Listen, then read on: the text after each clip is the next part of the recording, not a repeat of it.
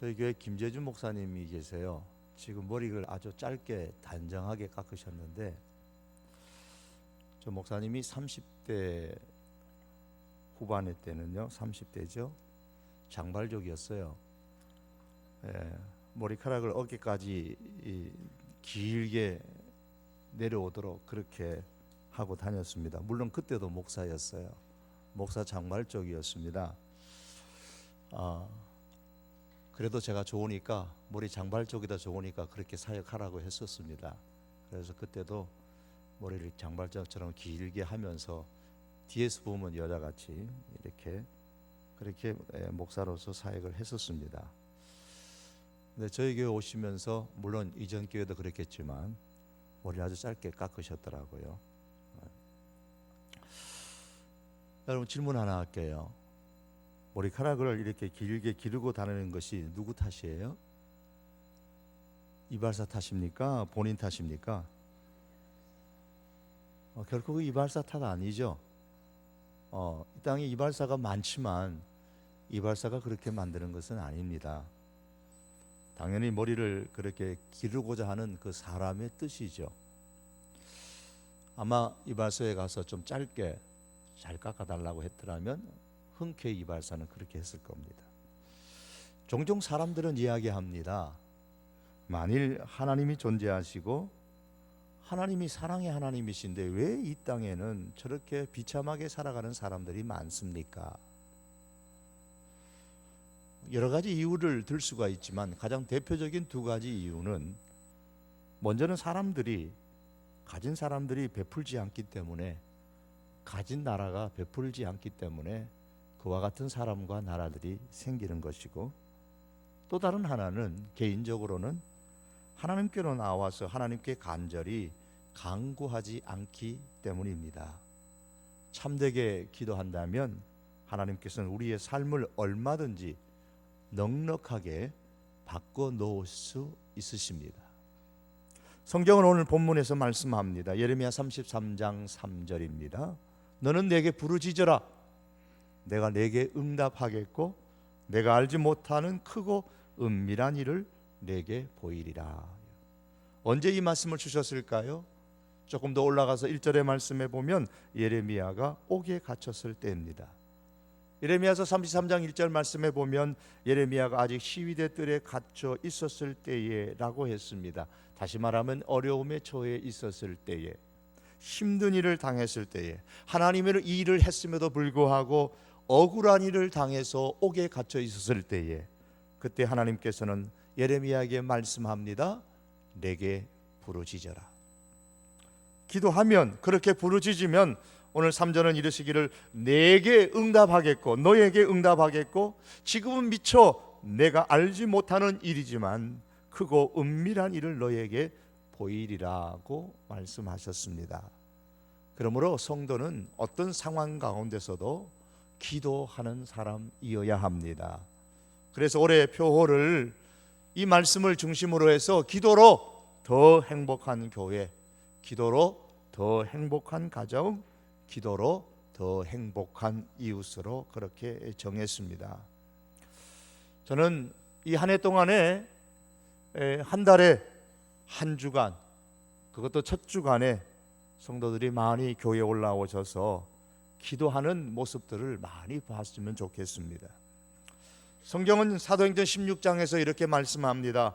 밤중쯤 되어 바울과 실라가 기도하고 하나님을 찬미하매 이에 호련히 큰 지진이 나서 옥터가 움직이고 문이 곧 다 열리며 모든 사람의 매인 것이 다 벗어진지라 그랬습니다. 이 말씀처럼 2016년도 새해에는 기도하는 중에 우리를 가두고 있는 옥문이 열리고, 기도하는 가운데 우리를 메고 있는 것들이 다 벗겨지는 변화가 우리들의 가정 속에서 일어날 수 있기를 축복합니다. 기도 생활하는 중에 응답을 주시는 하나님의 역사를 경험하면 그 감격과 감동은 잊을 수가 없지요. 기도하는 사람만이 경험할 수 있는 감격과 감동입니다. 그런데 자신뿐만 아니라 남을 위해서 기도한 것에 대해서 하나님께 응답을 주셨을 때는 그때의 감동과 감격은 또 다르게 우리의 마음에 다가오게 됩니다. 바울은 이렇게 기도를 시작합니다. 오늘 골로새서 1장 9절의 말씀에 이로써 우리도 듣던 날부터 너희를 위하여 기도하기를 그치지 아니하고 구하노니. 바울은 너희 골로새 성도들의 소식을 들은 이후부터 나는 너희를 위하여 기도하기를 그치지 않는다, 기도하기를 그치지 아니하고 구한다, 그렇게 이야기를 합니다. 여기서 자신이 아니라 남을 위해서 너희를 위하여 기도하는 것을 과거에는 중보 기도라고 했고, 중보라는 말을 우리가 쓰지 말자, 이건 주님께만 해당된다, 그렇게 해서 우리 교회에서는 이제 도고 기도라 그렇게 부릅니다. 9절 상반절의 말씀 보면 기도하기를 그치지 아니한다. 이 그치지 않는다라는 말씀은 멈추지 않고 계속 기도한다는 그런 뜻이 아닙니다. 규칙적으로 기도한다라는 말입니다. 매일 규칙적으로 기도한다.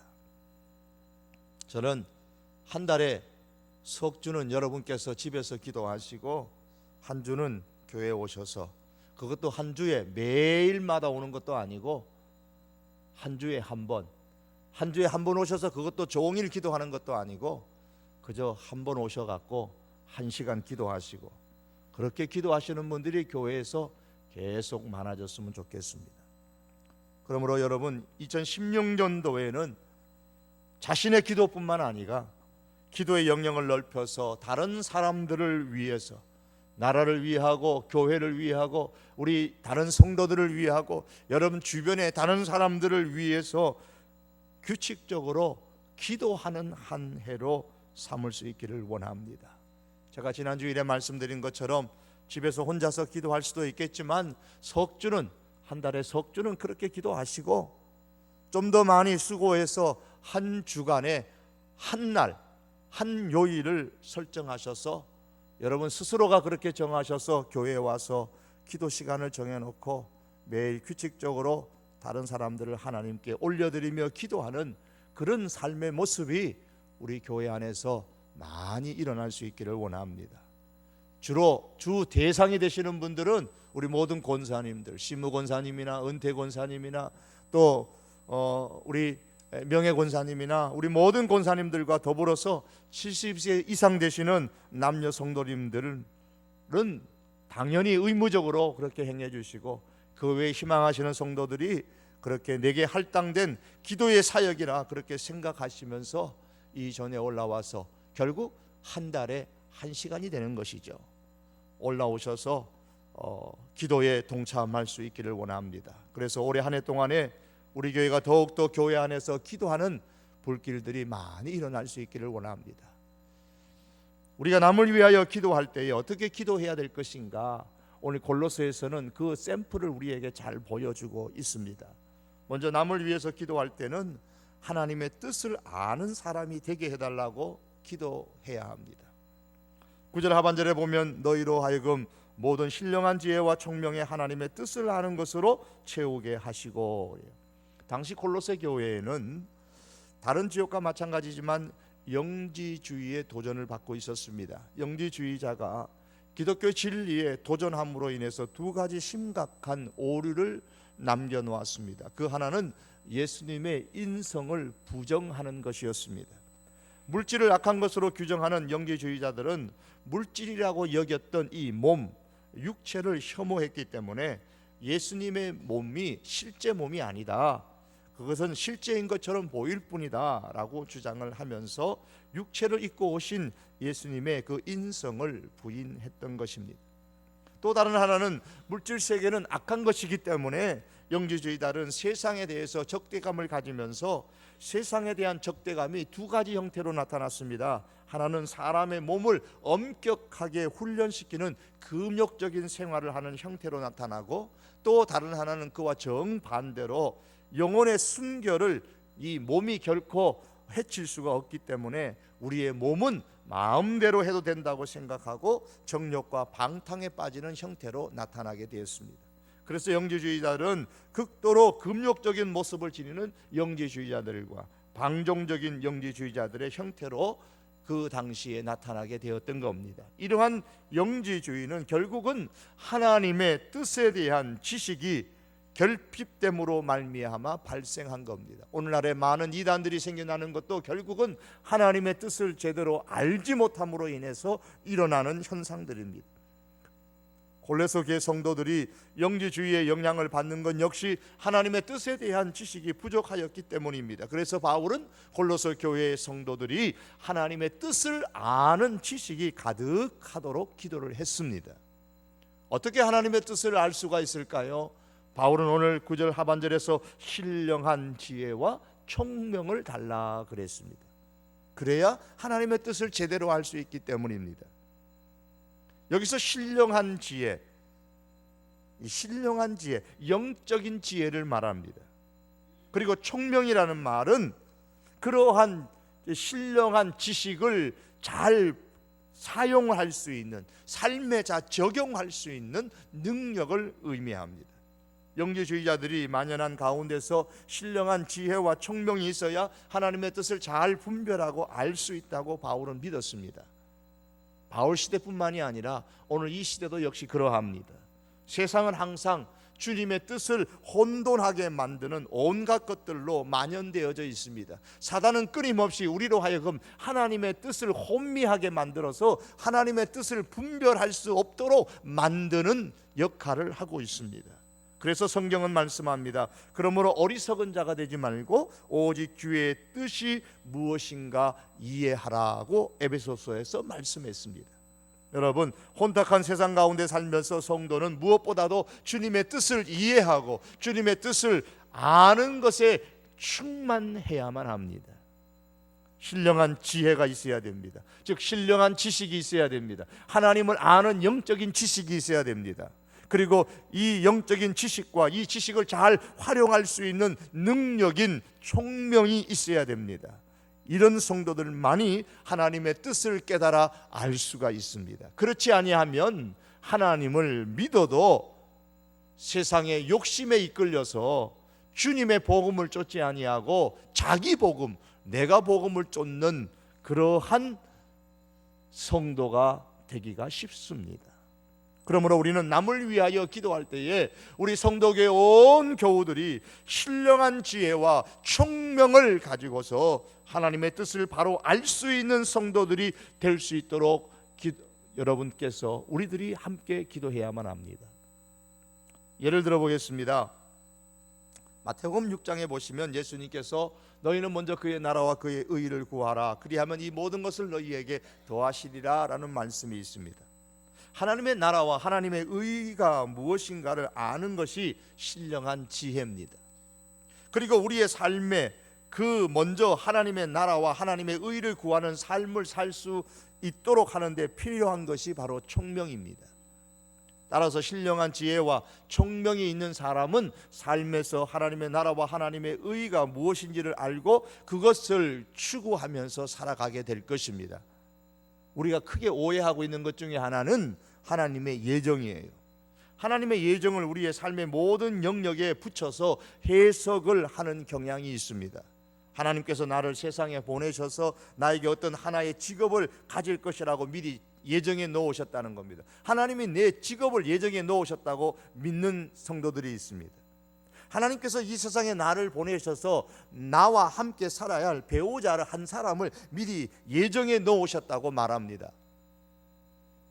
그렇다면 지구촌에 세상에 60억, 70억의 사람들 가운데서 하나님께서 정해 놓으신 단 한 사람의 그 배우자를 내가 어떻게 찾을 수 있겠습니까?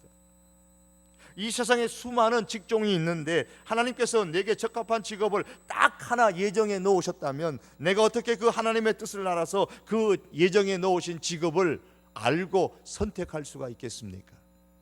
만약 하나님께서 나를 위해서 내가 가져야 할 직업을 하나만 예정해 놓으셨다면 어쩌면 내가 지금 하고 있는 일은 하나님의 뜻이 아닐 수도 있지 않을까요? 만약 하나님께서 나를 위해서 내가 함께 살아야 할 배우자를 오직 한 사람을 예정해 놓으셨다면 어쩌면 지금 내가 함께 살고 있는 현재의 배우자가 하나님의 뜻이 아닌 사람이 될 수도 있을지 모르잖아요. 만약 이런 식으로 생각을 하면 우리는 하나님과 마치 숨바꼭질하고 있는 것과 같습니다. 하나님은 우리에게 꼭꼭 자신의 뜻을 감춰놓고 우리 보고 너 한번 찾아봐라, 그러면서 뭐 찾지 못해갖고 그냥 이리저기 여기저기 다니면서 분주하게 고생하고 그런 우리들을 보시면서 즐기는 하나님, 그런 하나님은 아니십니다. 하나님은 우리에게 하나님의 뜻을 선명하게 말씀하셨습니다. 그 기본이 무엇이냐? 먼저 하나님의 나라와 하나님의 의를 구하며 살라라는 겁니다. 요즘같이 어려운 때에 내가 선택할 수 있는 직장이 예를 들어서 뭐 한 서너 개, 뭐 5, 6개가 있다고 하십시다. 얼마나 행복한 고민이겠어요. 내가 가야 될 직장이 서너 개가 있고 5, 6개가 있다면 그 중에 하나를 내가 골라서 가야 된다면 얼마나 행복하겠습니까? 어떤 직장을 선택해야 하나님의 뜻을 찾는 직장이 될 수 있을까요? 하나님이 한 가지를 예정해 놓았다면 그 한 가지를 잘 찾아야 될 텐데 어떻게 찾을 것입니까? 내 앞에 선택할 수 있는 예비 배우자가 지금 한 서너 명이 있다고 생각해 보십시오. 나와 결혼할 수 있는 한 배우자가 한 서너 명이 있어요. 그러면 그 중에서 내가 어떤 여인을, 어떤 남성을 택해서 내가 결혼할 것인가? 잘못 선택하면 하나님의 뜻과 반대되는 선택을 하게 되면 큰일 나잖아요. 잘 선택해야 되는데 어떻게 선택해야 될까요? 그 대답은 이것입니다. 먼저 하나님의 나라와 하나님의 의를 구하는 겁니다. 이 말씀은 하나님을 첫 번째로 두는 거예요. 하나님을 첫 번째로 두었을 때에 내가 선택할 수 있는 서너 개 혹은 대여섯 개의 직업 중에서 그 다음에는 내 적성과 내 관심과 내 능력과 나의 미래의 계획에 따라서 어떤 직업을 선택하는 것입니다. 그 길이 하나님의 뜻을 찾아서 가는 길입니다. 정말 월급도 많이 주고 환경도 좋고 조건도 좋은데 하나님을 첫 번째 둘 수가 없는 그런 직장이에요. 그러면 그것은 이제 제외 놓아야죠. 그런데 하나님을 첫 번째로 둘 수가 있어요. 주일도 지킬 수가 있고 신앙생활도 잘할 수 있는 그런 직장인데 그런 직장이 서너 개가 있습니다. 그 중에 하나를 택해야 돼요. 그렇다면 그 다음에는 나의 관심 있는 분야와 나의 능력과 내 미래의 인생의 계획에 따라서 어느 직장을 내가 하나 선택하면 되는 거예요. 그게 하나님의 뜻을 찾아가는 길입니다. 하나님의 나라와 하나님의 의를 먼저 구하는 자세라면 서너 명의 배우자가 있는 것 중에서 정말 내가 어떤 조건을 보고 어떤 환경을 보는 데에 저 사람하고 결혼하면 내가 신앙생활하기가 너무 힘들겠다, 하나님이 기뻐하지 않겠다, 그러면은 다른 조건은 아무리 좋더라도 그걸 일단은 제외를 해 놓아야 되겠죠. 간혹 그런 얘기를 합니다. 이것도 좋고 저것도 좋은데 다 좋은데 그런데 한 가지 교회를 안 다녀요. 그거는 한 가지가 안 좋은 게 아니고 다 안 좋은 거예요. 왜냐하면 하나님을 첫 번째로 두는 인생이 아니기 때문에 그렇습니다. 그런데 하나님을 첫 번째로 두고서 저 사람과 결혼하면 신앙생활을 너무 잘할 수 있을 것 같아요. 그런데 신앙생활을 잘할 수 있을 것 같은 사람이 지금 한 서너 명이 있어요. 내가 선택할 수 있는 사람이. 그러면 누구를 선택해야 됩니까? 하나님 누구를 선택할까요? 하나님이 꼭 집어주세요. 여러분 그렇게 하실 겁니까? 믿는 사람이라도 그 믿음 안에서 자기의 취향이 있을 게 아닙니까? 성격이, 좋아하는 성격도 있을 것이고 좋아하는 외모의 스타일도 있을 것이고 또 좋아하는 어떤 조건도 있을 것이고, 그러면 첫 번째가 맞으면, 즉 하나님의 나라와 하나님의 의를 먼저 구하면 하나님을 첫 번째로 두는 인생, 거기에 먼저 합격하면 그 나머지는 자신의 취향과 자신의 성격에 따라서 어떤 배우자를 선택할지, 어떤 배우자들을 선택하더라도 그것은 하나님의 뜻대로 결혼하는 겁니다. 이것이 오늘 본문 10절 말씀처럼 주님께 합당한 신앙생활이고 모든 면에서 주님을 기쁘시게 하는 삶인 겁니다. 나의 삶을 하나님께 헌신하고 모든 면에서 하나님의 기쁨을 먼저 생각하고 거기에 초점을 맞추어서 걸어가는 모든 길은 하나님의 뜻이요 먼저 그의 나라와 그의 의를 구하는 삶인 겁니다. 그러므로 여러분, 우리가 남을 위해서 기도할 때에 우리는 그 사람이 어떻게 이렇게 하나님의 뜻을 알아서 하나님의 삶, 하나님을 삶 전체에 제일 첫 번째에 두는 사람이 되게 해달라고 우리가 기도할 수 있기를 바랍니다. 더 나아가서 남을 위하여 기도할 때에 하나님의 뜻을 알게 되면 뒤로 미루지 말고 곧바로 실천할 수 있는 용기를 가진 사람이 되게 해달라고 기도하시기를 바랍니다. 사람이 갖는 가장 고질적인 나쁜 습관 가운데 하나는 하나님의 뜻 행하기를 뒤로 미루는 습관입니다. 청소년 시절에는 대학에 갈 때까지만, 야야 대학 갈 때까지만 참고 좀 그렇게 해라. 대학에 가면 하나님의 뜻에 따라서 이렇게 어떻게 저렇게 하겠다고 이야기를 합니다. 그러나 막상 대학생이 되면은 그 다음에 좀 마음이 바뀝니다. 요즘같이 직장 구하기 힘든데 내가 첫 번째 직장을 잡을 때까지만 내가 좀 미루겠다고. 그 다음은 어떻습니까? 직장 가보니까 그게 만만한 거 아니에요. 잘못하면 20대 30대에도 퇴직될 수 있고 쫓겨날 수 있으니까 결혼할 때까지만. 그 다음에는 안정된 생활, 좀 결혼의 기반을 잘 닦아서 안정된 생활을 할 때까지만 자꾸 뒤로 미룹니다. 그러다 보면 사람은 더 이상 남은 시간이 없을 때까지 하나님의 뜻 행하기를 계속 뒤로 연기합니다. 늘 지금이 아니라 나중입니다. 나중에 하나님의 뜻을 행하겠다고 말합니다. 하지만 하나님은 지금 하나님의 뜻을 행하라고 말씀하십니다. 하나님의 뜻을 행할 시간이 언제입니까? 항상 지금입니다.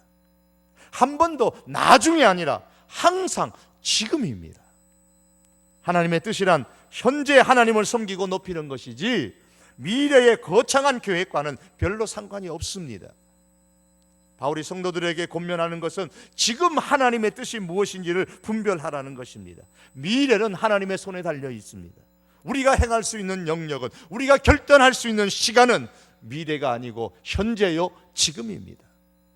하나님을 알고 하나님의 뜻을 행하도록 우리에게 주어진 시간은 오직 현재입니다. 그러므로 지금 하나님의 뜻을 행해야만 합니다. 하나님의 뜻을 아는 사람은 내일로 미루지 않는 용기 있는 사람이 되어야 됩니다. 바울은 고린도 교회 성도들을 향하여 말씀하기를, 보라, 지금은 은혜 받을 만한 때요, 지금은 구원의 날이로다 하고 했습니다. 지금이 은혜 받을 만한 때라면 지금이 하나님의 뜻을 행할 때입니다. 지금 하나님의 뜻을 행해야 지금 은혜를 받죠. 지금이 구원의 날이라면 지금이 바로 결단해야 될 시간입니다. 지금이 바로 내가 예수님을 나의 구주로 고백합니다, 믿습니다, 영접합니다, 결단해야 될 시간인 거예요. 세브란스 병원을 세운 사람이 에비슨이라는 선교사입니다. 그분이 한국에 온 지 6년 만에 건강이 나빠져서 휴양차 캐나다로 돌아갔습니다. 에비슨은 건강이 회복되면서 한국인들이 필요로 하는 것은 일시적인 구호 활동이 아니라 좀 더 좋은 병원 시설을 만드는 것이라는 생각을 하고서 한국의 현대적인 병원을 건립하기 위한 계획을 세웠습니다. 에비슨은 고든이라는 건축가로부터 설계도를 기증받고 모금 활동을 하기 시작했습니다. 그런 한국의 병원이 세워져야 하는 이유에 대해서 카네기홀에서 연설을 했고, 마침 거기에 참석했던 세브란스라는 젊은 청년이 병원의 건축 비용을 대겠다고 나섰습니다. 에비슨 이 부부는 세브란스를 만나서 그의 결심에 대해서 감사했습니다. 아내와 나는 1년 반 동안 이 병원을 위해서 기도했고 우리는 당신의 그 결심을 우리의 기도에 대한 응답이라고 생각하고 있습니다 라고 말하자 이 세브란스라는 청년이 이렇게 말합니다. 1년 전부터 나는 어느 곳엔가 병원을 지어야겠다는 마음을 늘 가져왔는데 어느 곳에 세워야 할지를 결정하지 못하고 있던 중에 당신의 연설을 듣고 한국의 서울이 적당한 장소라는 생각이 들어서 결단을 내리게 된 겁니다. 나는 당신과 내가 명백히 하나님의 인도하심을 받았다고 생각합니다. 1900년 가을에 에비슨 부부는 기도의 응답에 감사하며 한국을 향해서 출발했습니다. 이렇게 해서 세브란스 병원으로 명명된 현대식 병원이 1902년에 9월에 개원하게 됩니다. 이 에비슨 부부는 한국의 병원을 세우는 것이 하나님의 뜻임을 그가 깨달았고 그 일을 이루기 위한 행동을 뒤로 미루지를 않았습니다. 또한 세브란스는 병원을 어디에 지어야 할 것인지 하나님의 뜻이 어디에 있는지를 찾고 있다가 한국의 서울에 짓는 것이 하나님의 뜻임을 깨달았을 때에 뒤로 미루지 아니하고 곧바로 실천했습니다. 사랑하는 성도 여러분, 우리가 남을 위해서 기도할 때 내 자신도 그러해야 되지만 남을 위해서 기도할 때에 하나님, 하나님의 뜻을 발견한 이후에 그 뜻을 미루지 않는 용기 있는 사람이 되게 해달라고, 바로 그런 용기 있는 사람이 아무개가 되게 해주시고 아무개가 되게 해주시고 우리 교회 성도들이 되게 해주십시오라고 여러분께서 우리가 그렇게 기도할 수 있기를 바랍니다. 또한 제가 시간 없기 때문에 제목만 말씀드립니다. 두 번째는 다른 사람을 위해서 우리가 기도할 때는 그 사람이 선한 열매를 맺는 사람이 될 수 있도록 늘 기도해 주시기를 바랍니다. 더 나아가서 하나님을 아는 것에 자라가는 사람이 될 수 있도록 기도해 주시기를 바랍니다. 또한 기쁨으로 오래 참을 수 있는 사람이 될 수 있도록 기도해 주시기를 바랍니다. 11절 말씀에 보면 그의 영광의 힘을 따라 모든 능력으로 능하게 하시며 기쁨으로 모든 견딤과 오래 참음에 이르게 하시고 라고 했습니다. 오래 참는 사람이 되도록 하나님께서 그 사람에게 능력을 주십시오. 하나님께서 능력을 주셔서 오래 참는 사람이 되게 해주십시오. 그래서 우리 성도교회 많은 교인들이, 우리 온 교인들이 그렇게 기도함으로 통해서 우리의 환경이나 우리를 어렵게 하는 사람에 대하여서 오래 참을 수 있는 그런 능력의 사람이 될 수 있도록 기도할 수 있기를 바랍니다. 또한 마지막에 보면 우리가 남을 위해서 기도할 때에 기쁨으로 하나님께 감사드리는 성도가 될 수 있도록 기도해 주시기를 바랍니다. 12절 말씀에 보면 우리로 하여금 빛 가운데서 성도의 기업의 부분을 얻기에 합당하게 하신 하나님께 감사하게 하시기를 원하노라 그랬습니다. 감사함은 성도의 성숙의 표시입니다. 13절과 14절의 말씀 보면 바울은 골로새 성도들이 죄 사함을 받아서 구원을 얻고 천국을 유업으로 받을 수 있는 자격을 얻은 것에 대하여서 하나님께 늘 감사하는 생활할 줄 아는 그런 성도들이 될 수 있도록 지금 기도한다고 말씀했습니다. 우리 성도교회 교인들 역시도 늘 내가 구원받은 것에 대하여서 감사하고, 또한 우리 교회 성도들이 내가 구원받은 것에 대해서 감사하고 천국 백성으로서 천국을 상속받을 수 있는 것에 늘 감사하는 마음으로 세상을 살고 감사하는 마음으로 하나님 앞에 나아가는 그런 성도들이 될 수 있도록 여러분께서 기도하실 때마다 기억하시고 그런 감사하는 성도가 될 수 있도록 기도해 주시기를 바랍니다. 말씀을 맺겠습니다. 우리가 남을 위하여 기도할 때에 하나님, 나도 그렇지만 우리 성도교회 교인들이 신령한 지혜와 청명으로 하나님의 뜻을 깨닫는 사람이 되게 해 주십시오. 하나님의 뜻을 깨달았을 때에는 뒤로 미루지 아니하고 곧바로 실천할 수 있는 용기 있는 사람이 되게 해 주십시오. 기도하십시다. 그리고 모든 선한 일에 풍성한 열매 맺는 성도가 되게 되어져서 하나님께 영광을 돌리는 인생이 되게 해달라고 기도하십시다. 더 나아가서 하나님을 아는 것에 멈추지 아니하고 계속하여 하나님을 아는 믿음에 자라나는 성도가 될 수 있도록 위하여 기도하십시다. 더 나아가서 기쁨으로 오래 참을 줄 아는 하나님의 사람이 되고 기쁨으로 하나님께 감사할 수 있는 성도가 되게 해 주십시오. 그래서 모든 면에서 하나님을 기쁘시게 하는 우리들이 되게 해 주십시오. 여러분, 이렇게 우리가 서로를 위해서 이 한 해 동안에 부지런히 하나님 앞에 기도할 수 있기를 바랍니다.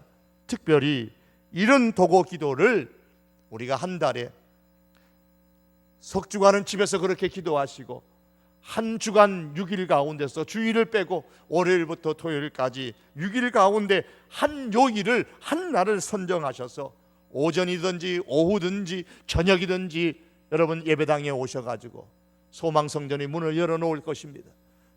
믿음 성전의 문을 열어놓을 것입니다. 그 지하에 새벽 예배드리는 그 믿음 성전에서 1시간씩 그렇게 기도하고 다른 성도들을 위해서 그렇게 기도하고 교회를 위해서 기도하고 또한 여러분 자신들을 위하여서 기도함으로 통해서 올 한 해 동안에 기도의 응답을 받는 귀한 역사, 미처 깨닫지 못한 일들이 기도함으로 통해서 깨닫게 되어지는 놀라운 영적인 경험들을 많이 누릴 수 있는 이 한 해가 될 수 있기를 주님의 이름으로 축복합니다. 기도하시겠습니다. 존귀하신 우리 하나님 아버지, 너는 내게 부르짖으라. 감옥에 갇혀있는 예레미야를 향해서 말씀하시면서 내가 부르짖으면 내가 너에게 응답할 것이고 지금 내가 미처 깨닫지 못하는 것을 알게 하리라고 하셨습니다. 하나님, 우리가 주님을 향하여 이 한 해 동안 기도하게 하시되, 규칙적으로 기도하게 하시고 기도하게 하시되, 하나님, 우리가 주의 전에 올라와서 기도할 수 있는 하나님의 백성들 될 수 있게 하옵소서.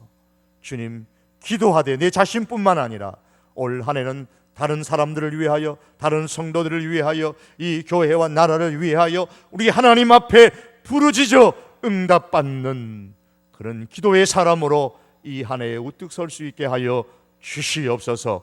기도를 통하여 하나님의 응답을 경험하며 기도를 통하여서 놀라운 하나님의 역사를 경험하는 은혜가 풍성한 이 한 해가 되게 하여 주옵소서. 예수님의 이름으로 기도하옵나이다. 아멘.